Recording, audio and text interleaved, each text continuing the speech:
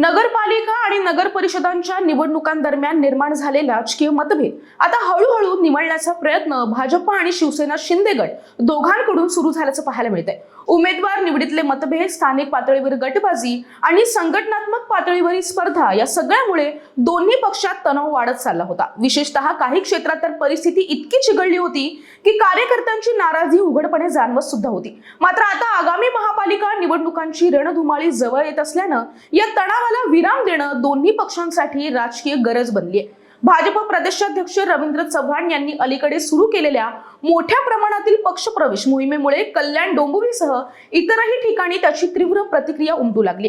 पक्षातील काही व्यक्तींचे प्रवेश स्थानिक शिवसेना पदाधिकाऱ्यांना मान्य नसल्यानं असंतोष वाढला आणि नाराजी सार्वजनिकपणे व्यक्त होऊ लागली। या पार्श्वभूमीवर परिस्थिती हाताबाहेर जाऊ नये म्हणून उपमुख्यमंत्री एकनाथ शिंदे स्वतः पुढे सरसावले। त्यांनी थेट केंद्रीय गृहमंत्री अमित शहांची भेट घेऊन स्थानिक पातळीवर निर्माण झालेल्या तणावाची सविस्तर माहिती दिली। दोन्ही पक्षात सुसंवाद वाढवण्यासाठी आणि मनातलं गैरसमज दूर करण्यासाठी तातडीची उपाययोजना करण्याच्या दृष्टीनं चर्चा झाल्याची माहिती सूत्रांकडून आता समोर आली आहे। आणि सध्याच्या घडीला दोन्ही पक्षांनी मतभेद बाजूला ठेवून आगामी महापालिकांमध्ये संयुक्तपणे मजबूत कामगिरी करण्याचा प्रयत्न सुरू केल्याचे राजकीय वर्तुळात आता बोललं जात आहे। आणि या विषयावरच आणखी सविस्तर आज आपण बोलणार आहोत, त्यामुळे हा व्हिडिओ शेवटपर्यंत पहा। पण त्याआधी तुम्ही चॅनलवर नवे असाल तर आधी चॅनलला सबस्क्राइब करा, या व्हिडिओला लाईक करा आणि शेअर करायला सुद्धा अजिबात विसरू नका। नमस्कार, मी शुभांगी, कॅमेरामागे आहे मनोज मांडवकर आणि तुम्ही पाहत आहात घेऊटा। राज्यातील आगामी महापालिका निवडणुकीच्या पार्श्वभूमीवर महायुतीमध्ये मोठ्या घडामोडी घडतायत। महापालिका निवडणुकीबाबत मोठी बातमी समोर आली आहे। उपमुख्यमंत्री आणि भाजप प्रदेशाध्यक्ष रवींद्र चव्हाण यांच्यात दिल्लीत खलबत झाली असून सर्व महापालिका निवडणुका महायुती म्हणून एकत्र लढवण्याची शक्यता आता वर्तवली जाते। आणि अशातच महायुतीमध्ये असलेला तिढा अखेर सुटला आहे।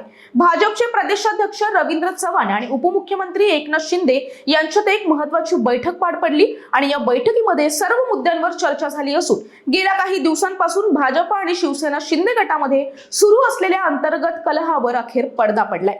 भाजपच्या केंद्रीय नेतृत्वाने सुद्धा शिवसेनेसोबतचा मतभेद मिटवण्यासाठी मुख्यमंत्री देवेंद्र फडणवीस यांनी पुढाकार घ्यावा अशी अपेक्षा व्यक्त केली होती। आणि त्यानंतर हिवाळी अधिवेशनादरम्यान फडणवीस, एकनाथ शिंदे, चंद्रशेखर बावनकुळे आणि रवींद्र चव्हाण यांच्यामध्ये एक महत्त्वाची बैठक पार पडली।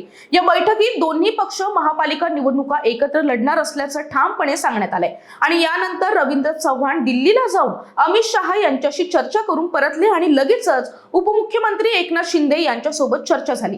या संवादानंतर बहुतेक सर्व महापालिका निवडणुका महायुती एकत्र लढणार असल्याचं आता निश्चित झालंय। रवींद्र चव्हाण यांनी सांगितलं की महापालिका निवडणुका जानेवारीत होण्याची शक्यता आहे।